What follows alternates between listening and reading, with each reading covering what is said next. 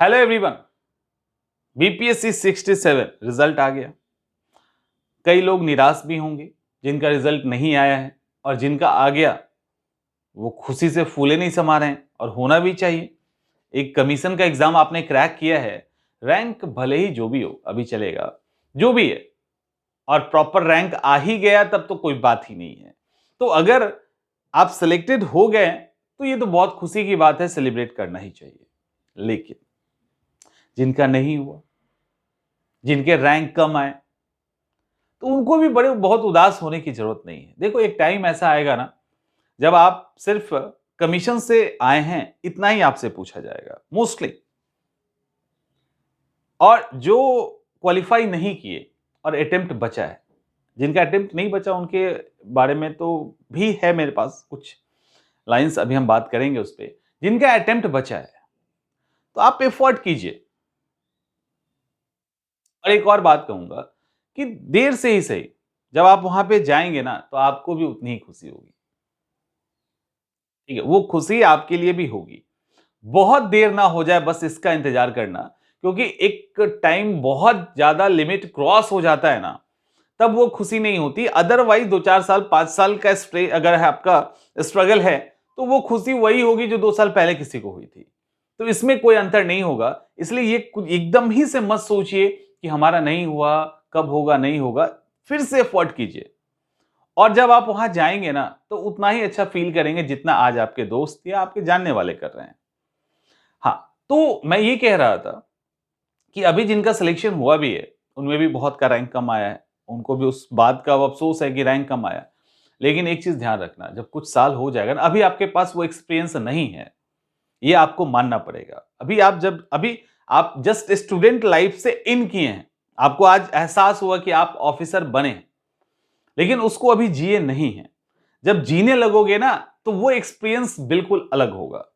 वो ये वाला एक्सपीरियंस नहीं होगा जो आप अभी अभी जो भी सपने में सोच रहे हैं, जो भी चीजें आपके दिमाग में चल रही है एज ए ऑफिसर, वो बिल्कुल बदलने वाला है। ठीक है, तो वहां जब जाएंगे और कुछ समय जब बिताएंगे ना, फिर रैंक कितना था, किस पोस्ट पे आए हो, ये सब बहुत मैटर नहीं करता। सिर्फ ये, अच्छा कमीशन से आए ना, अच्छा यूपीएससी क्रैक करके आए हो ना। देखिए, दो पोस्ट ऐसा है जो अपना चार्मिंग बना के रखता है, एक है आईएएस और एक आईपीएस। कुछ और सीटें पोस्ट भी हैं, बट बेसिकली आईएएस और आईपीएस को आम लोग भी जानते हैं, और जो एग्जाम की तैयारी करते हैं उनको भी वही चाहिए। उसी तरह से स्टेट के अंदर एसडीएम और डीवाईएसपी का पोस्ट होता है। उसके बाद सारे पोस्ट हैं। ठीक है, सब पोस्ट है, सब जगह नौकरी होती है, अच्छी बात है। कोई कोई पोस्ट खराब नहीं है, कोई अच्छा नहीं है, सब ठीक है। मैटर करता है कि हम उसको कैसे लेते हैं, इससे ज्यादा कुछ मैटर नहीं करता। अभी कोई फर्स्ट पे है, कोई दूसरे पे है, कोई 34 है, कोई 39 है, ऐसे करके रैंकिंग हो रही है। ये रैंकिंग साल 1.5 साल होने के बाद खत्म, इवन 6 महीने के बाद ही समाप्त हो जाएगी। तो रैंकिंग क्या आया, किस पोस्ट पे है, इन सब को लेकर जिनका सिलेक्शन हो गया उनको भी परेशान नहीं होने की जरूरत है, और जो फेल कर गया उनको भी नहीं होने की जरूरत है। हाँ, उनको जरूरत ये है, बस इतना ही कहेंगे, जो फेल कर गए हैं, इतना ही उनके लिए सजेशन है कि पूरे शिद्दत के साथ जितनी ताकत है उसको झोंक दीजिए एग्जाम की तैयारी में। जितनी ताकत है ना, वो ताकत लगा दीजिए एग्जाम की तैयारी के लिए, और उस ताकत के साथ एग्जाम की तैयारी करो। गारंटी है इस बात की कि यदि आप फेल भी करेंगे ना, तो आगे अपनी असफलता को मुस्कुराते हुए झेल जाएंगे। हर रिजल्ट पे जब किसी का आएगा तो आपको हंसी आएगी, यार हमने बहुत किया था, हुआ ही नहीं, क्या करें। लेकिन यदि आपने एफर्ट नहीं किया तो जो तकलीफ जीवन भर होगा ना, उसको सह नहीं पाओगे, बहुत दिक्कत होगी। इसलिए अपनी तरफ से ईमानदारी से बेस्ट दे दीजिए।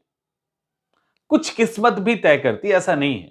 थोड़ा सा नमक भर किस्मत तो होता है ना, पूरा नहीं, थोड़ा सा तो होता है।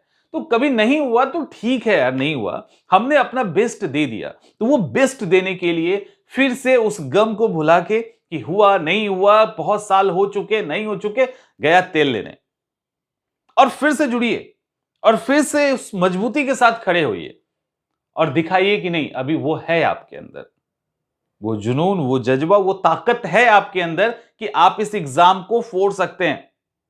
इस बार जो एग्जाम होने वाला है वो उसमें हमारा सिलेक्शन होगा। और एक और चीज, जो लास्ट में कहना चाहेंगे, जब कोशिश कर ही रहे हैं, जब मेहनत करने के लिए निकल ही गए हैं, जब ठान ही लिया है कि छोड़ेंगे नहीं, तो जब छोड़ेंगे नहीं तो क्यों नहीं उसी को तोड़ेंगे जिसको तोड़ने के लिए सब कोशिश कर रहे हैं।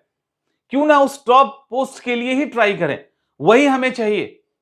कोशिश उसी की करेंगे, ये नहीं कहीं भी आके अटक गए, कहीं पे भी हम लग जाते हैं, वो जो एक कॉन्सेप्ट है ना, वो नहीं होना चाहिए। क्लियर? तो जब तक तोड़ेंगे नहीं तब तक छोड़ेंगे नहीं, और तोड़ेंगे तो उसी को तोड़ेंगे जो पहला पोस्ट है, जिसके लिए सब प्रयास कर रहे हैं। तो उसी के लिए हम भी क्यों ना करें, हम पहले से ही नीचे जाने के लिए क्यों तैयार रहे। समझ में आ रहा है? तो एकदम दिखा दीजिए कि आप कमाल के हो, और हो ही। मिलते हैं अगले वीडियो में।